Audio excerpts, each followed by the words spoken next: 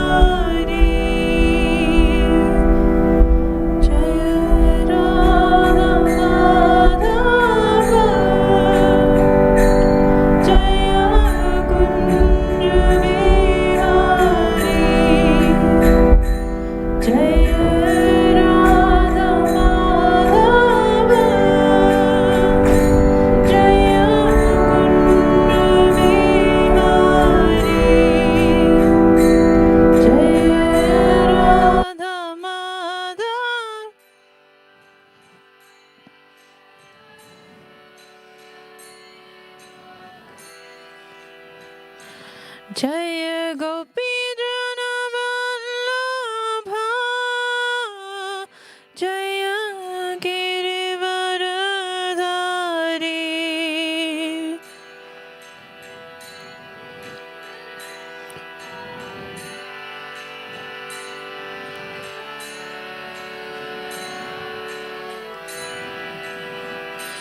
Jaya Gopi Jana Vallabha,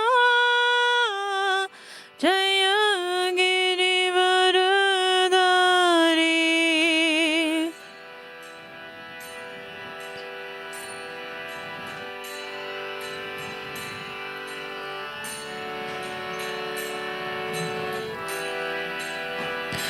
Jaya Radha Madhava,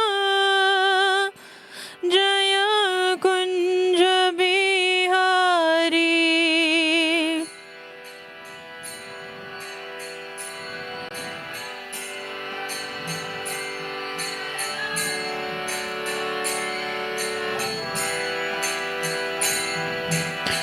Yashodanandana Bhaja Jana Ranjana,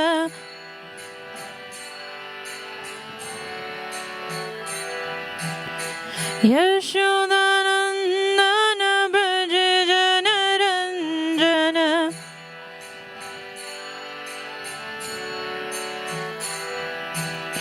Yamuna Tira Vanachari,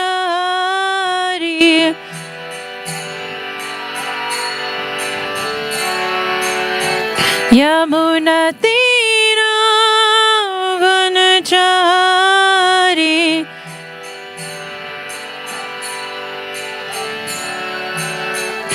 Jaya Radha Madhava, Jaya Kunja Bihari.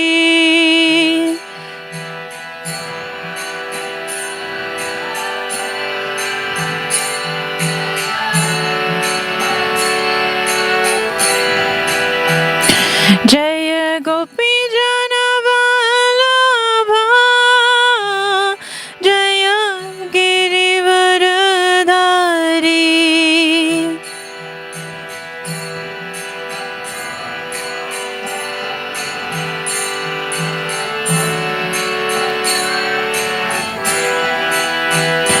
Hare Krishna, Krishna Krishna, Hare Hare, Hare Rama, Rama Rama, Hare Hare.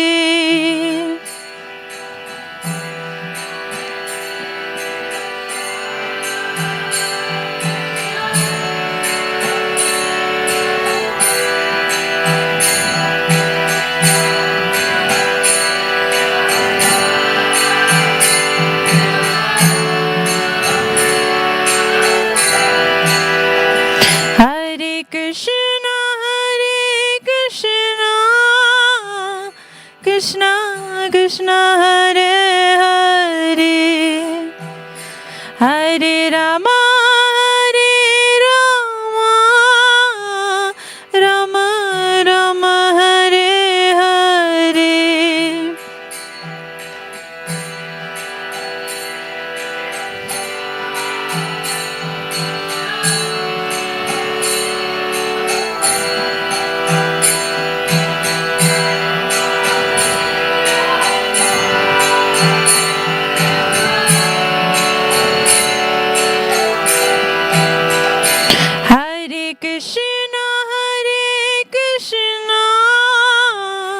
Krishna Krishna Hare Hare Hare Rama Hare Rama Rama Rama Hare Hare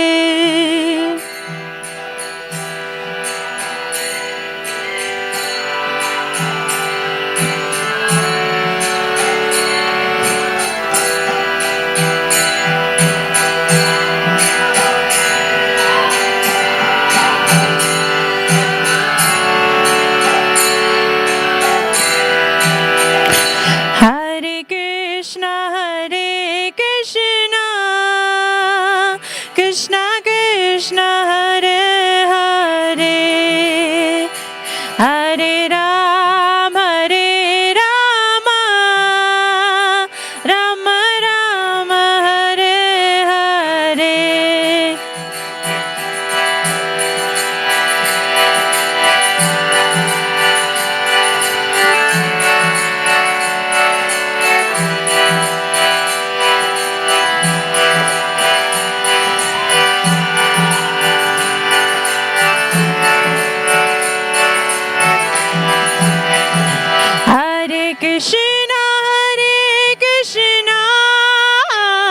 Krishna Krishna Hare Hare Hare Rama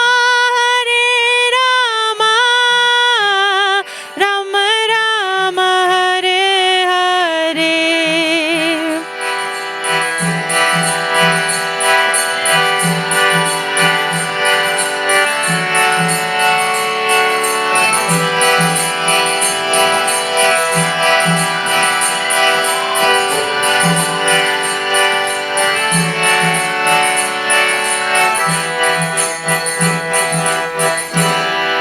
Jai Radha Madhava Jaya Kunj Bihari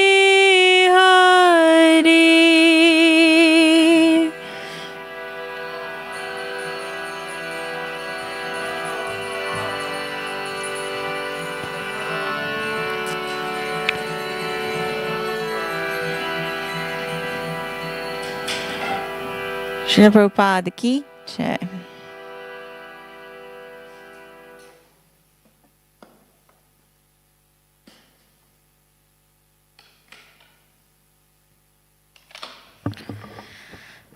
Hare Krishna. Thank you everyone for joining me tonight.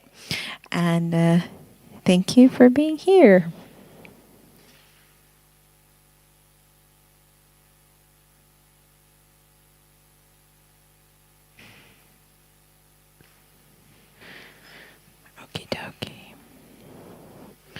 So maybe we can start with the invocation prayers.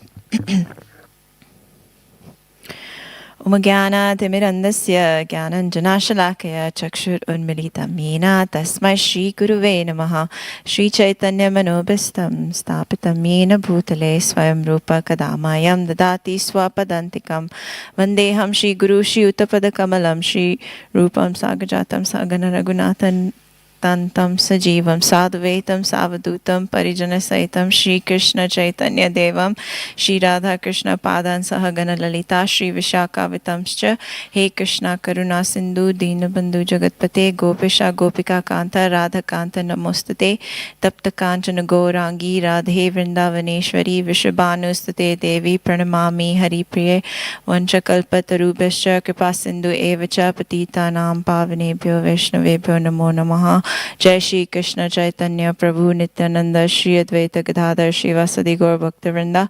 Hare Krishna Krishna Krishna Hare Hare, Hare Rama Rama Rama Hare Hare. Okay, Hare Ram. Thank you. Hare Krishna. Srila Prabhupada ki Jai.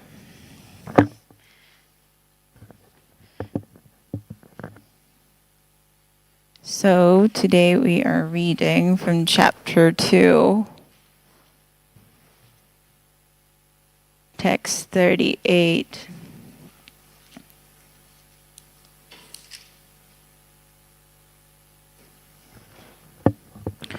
Om Namo Bhagavate Vasudevaya. Om Namo Bhagavate Vasudevaya. Om Namo Bhagavate Vasudevaya.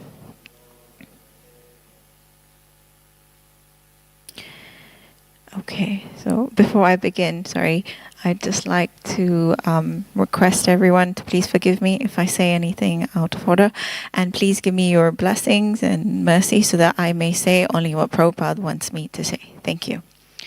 Okay, so we will recite the verse now. Sukha dukhe samakritva labha labhau jaya jayau tato yudhaya yujyasva nevam papam avapyasi. Does anyone want to recite? Sukha dukhe samakritva labha labhau jaya jayau tato yudhaya yujasva nevam papam avapyasi. Sukha dukhe samakritva labha labhau jaya jayau tato yudhaya yujasva nevam papam avapyasi. Translation by His Divine Grace, Srila Prabhupada ki Jai. Do thou fight for the sake of fighting, without considering happiness or distress, loss or gain, victory or defeat, and by doing so you shall never incur sin. Perfect. Lord Krishna now directly says that Arjuna should fight for the sake of fighting because he desires the battle. There is no consideration of happiness and or distress, loss or gain, victory or defeat in the activities of Krishna consciousness. That everything should be performed for the sake of Krishna is transcendental consciousness. So there is no reaction to material activities. He who acts for his own sense gratification, either in goodness or in passion, is subject to the reaction, good or bad. But he who has completely surrendered himself in the activities of Krishna consciousness is no longer obliged to anyone, nor is he adapter to anyone. As one is in the ordinary course of activities, it is said, anyone who is completely surrendered unto Krishna, Mukunda, giving up all duties, is no longer adapter, nor is he obliged to anyone, not the demigods, nor the sages, not the people in general, nor kinsmen, nor humanity, nor forefathers.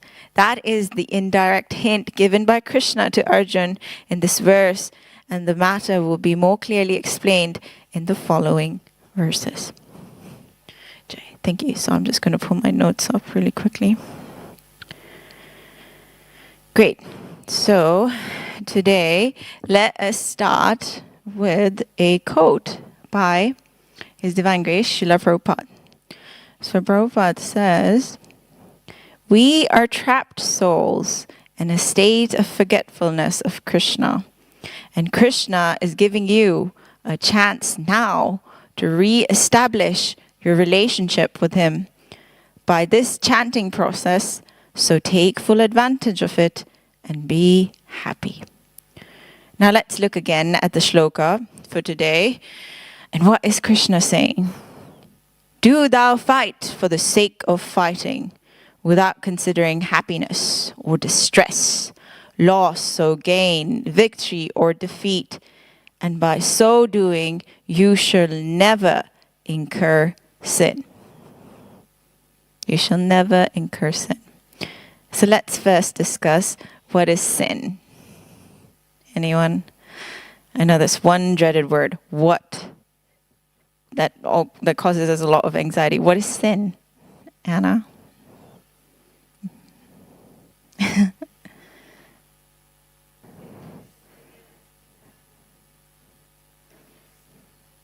Yes, very good. Good answer. Okay, let's just go with that. So what is the definition of sin according to our online guru, Google?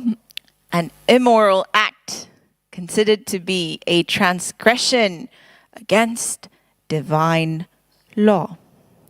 So in this text itself, which sin is what sin is specifically referred to in this text? Any guesses?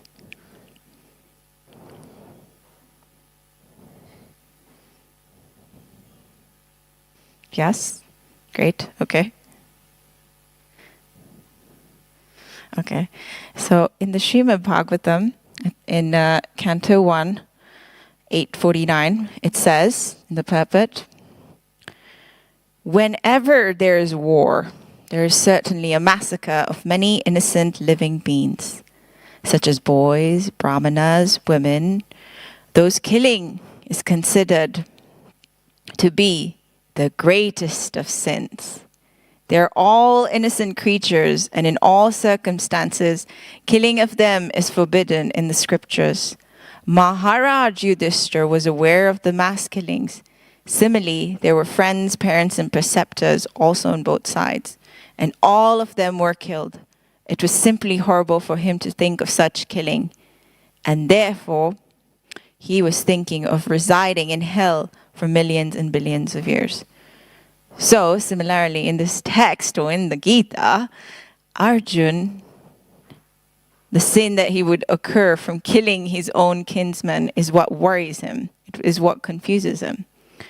As the divine law states in the Srimad Bhagavatam, Arjun is fearing breaking of this divine law. He's afraid to commit the sin at the hands of killing his own family members. Now, let us discuss the divine law. So what's the divine law? What sin are we not supposed to commit? What's the basic foundation of Krishna consciousness? What are we not supposed to break? Yes, the four. That's good.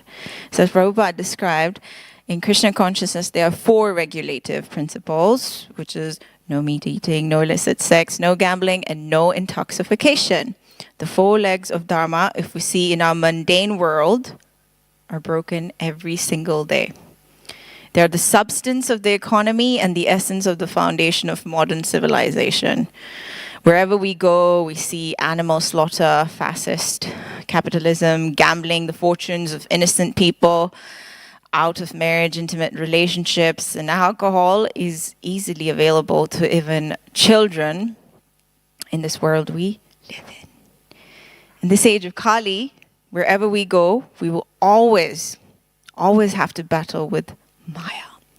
Always have to battle with sin, because it's easily available and purchasable in our world.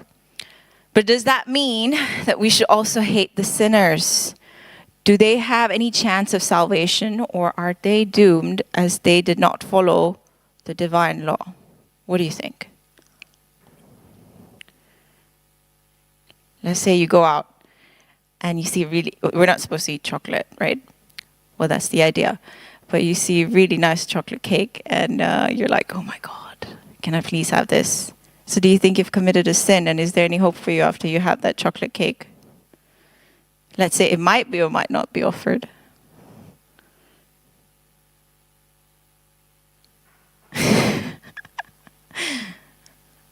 Okay. So Prabhupada gives us the perfect answer. He says, We hate sin, not the sinners. Actually, if we hate sinners, then when is the possibility of preaching? From this text, we can learn Krishna is giving to Arjun that not only he does not incur any sin, even though he has to kill his forefathers and family for conducting his duty, he will not incur any reaction. Telling him clearly, number one, if we just see in the translation itself, do thou fight for the sake of fighting. And then number two, without considering happiness or distress, loss or gain, victory or defeat, the duality of life. And finally assuring Arjun, number three, by doing so, you shall never incur sin. There is a quote by Oscar Wilde which has a similar substance as well. And he says, the only difference between the saint and the sinner is that every saint has a past and every sinner has a future. Krishna is also communicating this to us in this text. Although in our day-to-day life there may come many challenges where sin is right in front of us, and Krishna is not saying that we should lose hope. He's rather educating us that we should take up our duty. Arjun takes up his duty, and what does he tell Arjun? Fight, not for ourselves, but for Krishna. And in doing so, we will never have a reaction.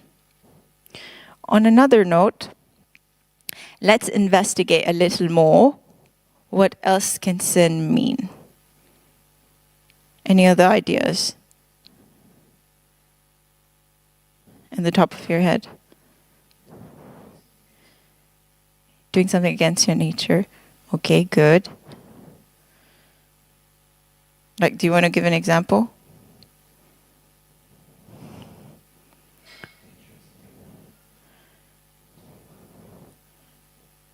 Deliberate, maliciously. Okay, very good.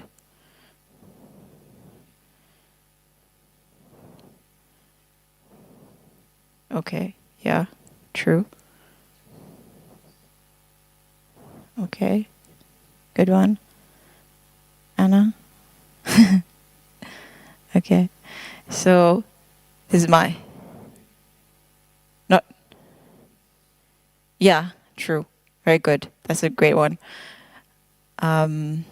As Arjun, that's what Arjun was doing. He's in the battle of Kurukshetra, and then he's lamenting and he's crying, and he just puts his bow down, and he's confused. So Krishna comes in.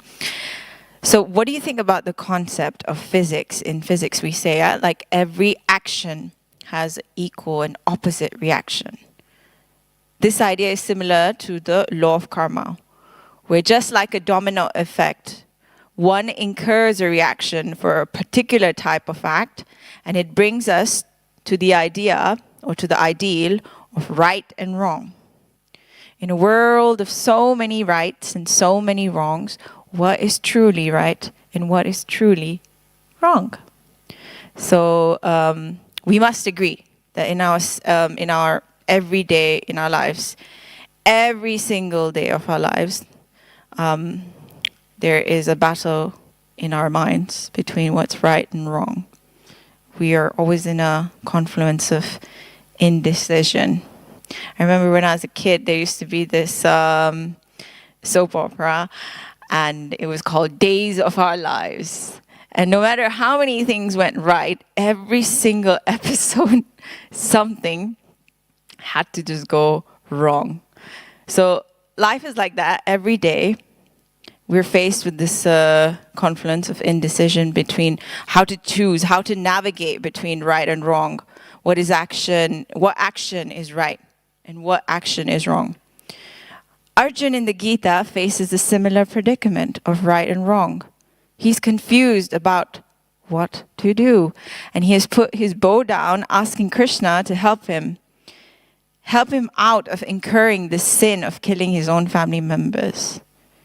I mean, that's like a huge if we think about it. We grew up with like our parents and brothers and, uncles and aunties and everybody. And just imagine, all of a sudden you have to kill them. I can't even fathom that. It's too difficult. So Arjuna was faced with that predicament, whether it's right or wrong. In one way, we are all Arjuns, all of us. Yep. Fighting our own little battles in whatever service we have taken up in our lives, whether you're a cook running a restaurant, or a lawyer, or the Queen of England, or even a beggar. Everyone has a duty to serve. We are in a bond of service. Though we may not have great weapons as Arjun had to fight Maya, we do have one greatest weapon.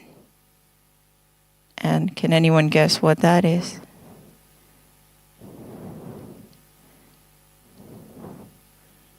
Yes, great, good job.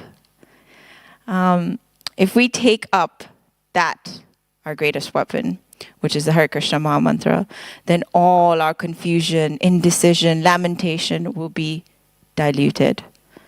Well, for some it's immediate, but for people like me at a lowly stage, it takes some time. And if we do take up any action, like in the circumstance of Arjuna, we're here to kill. And in the Srimad Bhagavatam, like we studied earlier, when I gave you that shloka, I was saying, it's the greatest sin to kill.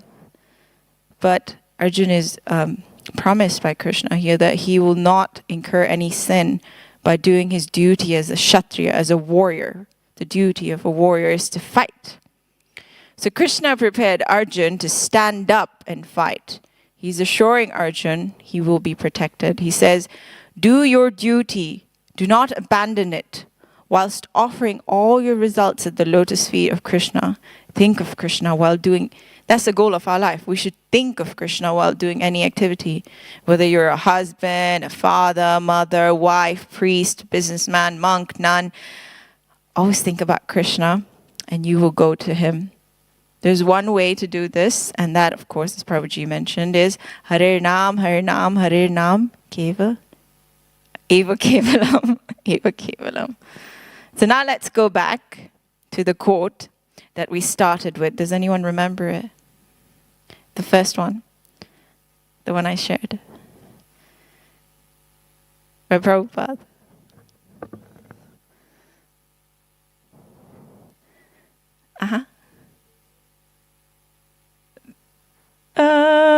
Before that, the first one.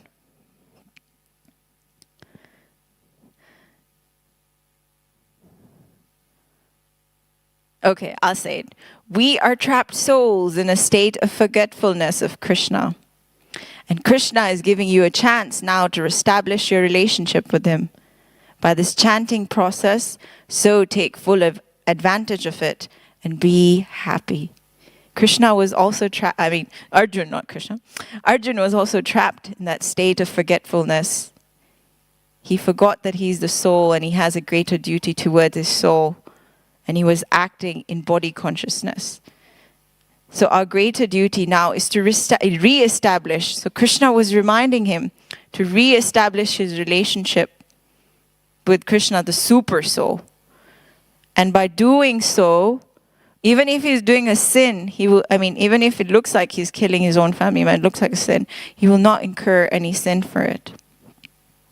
It says in the Srimad Bhagavatam, Srila Vishwanath Chakravarti Thakur comments that the chanting of the holy name of the Lord has special significance that distinguishes it from Vedic ritualistic ceremonies of atonement for severe, more severe, or most severe sinful actions.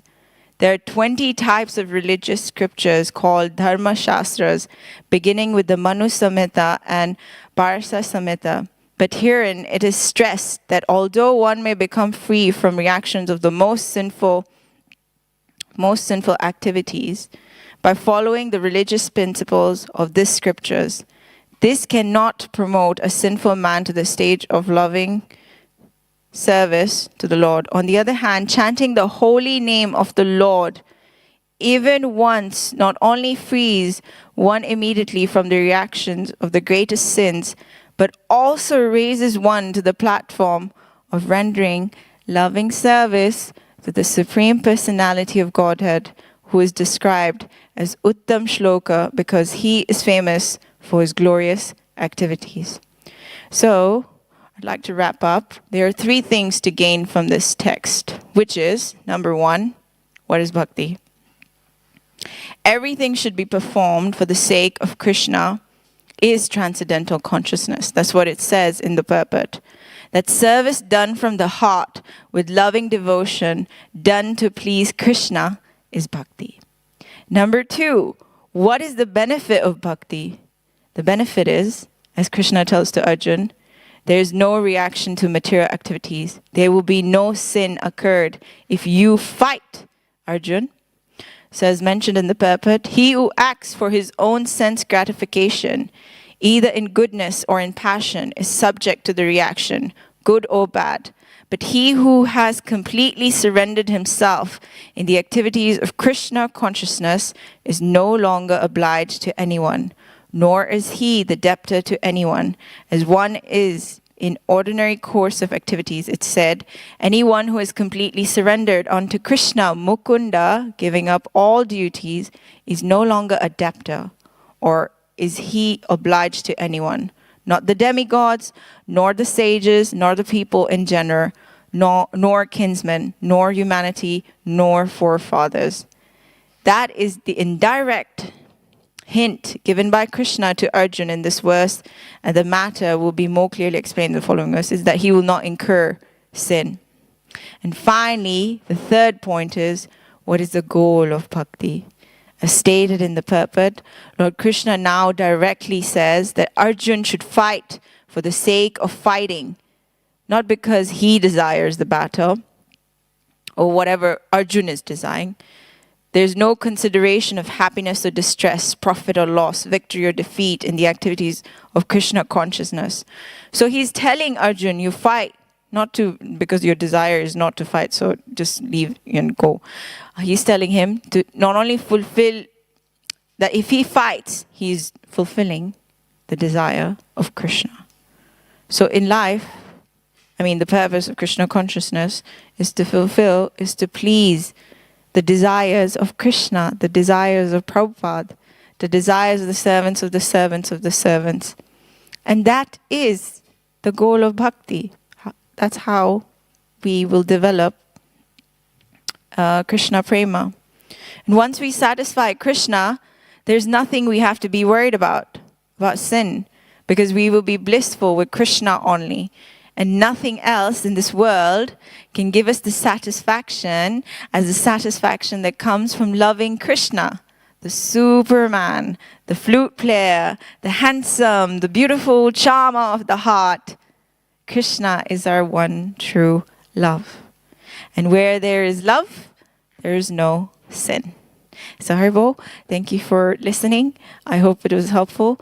Please forgive me if I said anything out of context. If you have any comments or questions, you can please go ahead. There was one more thing that I thought that maybe I can read out to everyone, if that's okay. And it's called The Ointment of Love. How to love Krishna. Take it as an ointment, as we apply some ointment to increase the sight of our eyes. Doctor gives some prescription. So similarly, how to see God? You will see God with these eyes when it is clarified, Premanjana Churita, by the ointment of love of Godhead. So these are the function, how to love. One has to rise early in the morning. He doesn't like, but no, I will have to satisfy Krishna. This is the beginning. Oh, I have to chant 16 rounds. He is lazy. He doesn't want to do it, but if he loves Krishna, he must do it. He must do it. So that's some really nice meditation before you go to bed tonight. You're contemplating getting up for Mangal Aarti. or you're just tired, you must do it. Because if we love Krishna, then we must get up for Mangalarti and chant our 16 rounds. So have a good night. If you have any questions, you can post them. Okay. Good. Yes. Hare Krishna. Thank you. Thank you for joining, for the ones who are online. Haribol, Srila Prabhupada ki jai.